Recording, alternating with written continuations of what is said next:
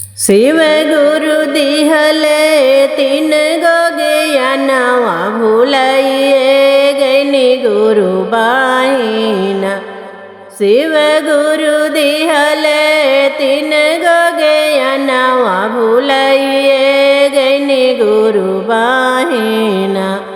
आकड़ चुनिए चुनी महल बनवानी महलिया छूटे गुरु बाहिना।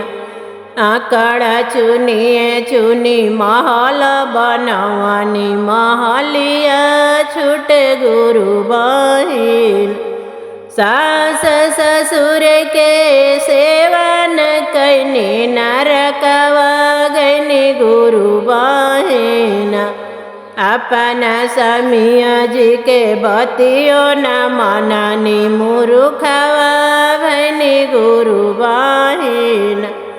अपना समिया जी के बतियो न मनानी मूर्खवा भैनी गुरु बाहिना।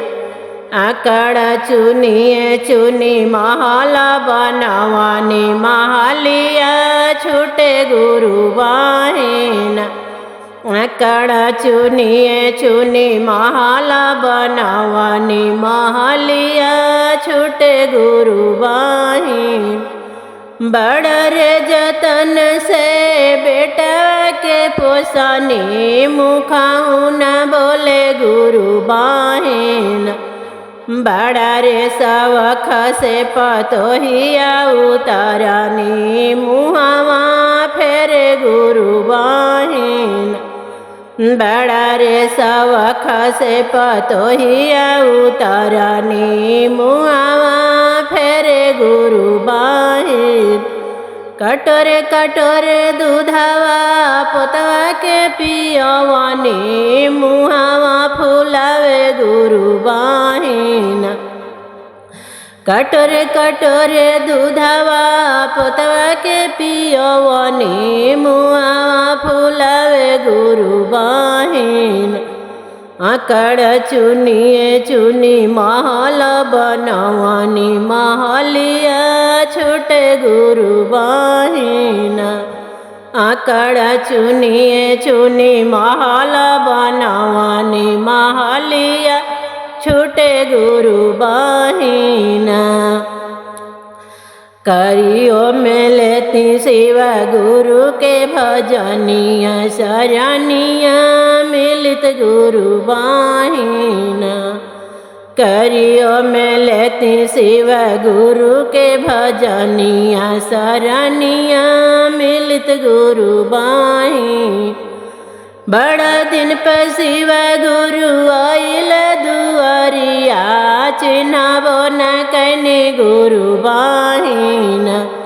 बड़ा दिन पर शिव गुरु आइल दुआरिया चिन्हबो न कैनी गुरु बाहिना।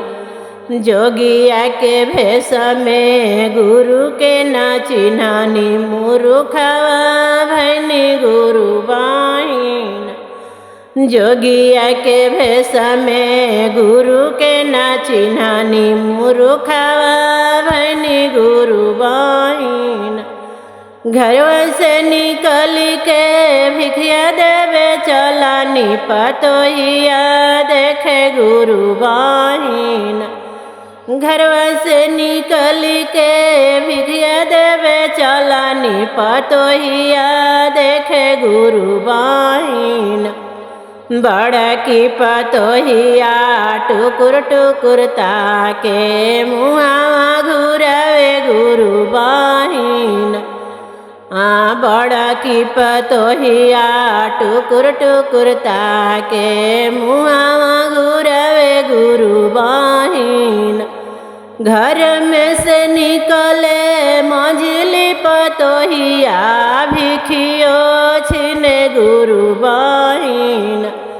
घर में से निकले मंझली पतोहिया भिखियो छिने गुरु बाहिना। छोट की पतोहिया घरवा से निकाले नजरिया खुले गुरु बाहिना। घर छोटा की पतोहिया घरवा से निकाल नजरिया खुले गुरु बहिना कईयों में लेती शिव गुरु के भजनिया शरणिया मिलित गुरु बहिना करियो में लेती शिव गुरु के भजनिया शरणिया मिलित गुरु बहिना आकड़ा चुनिए चुनी महल बनावानी महलिया छूटे गुरु बहिना आकड़ा चुनिए चुनी महल बनावानी महलिया छूटे गुरु बहिना।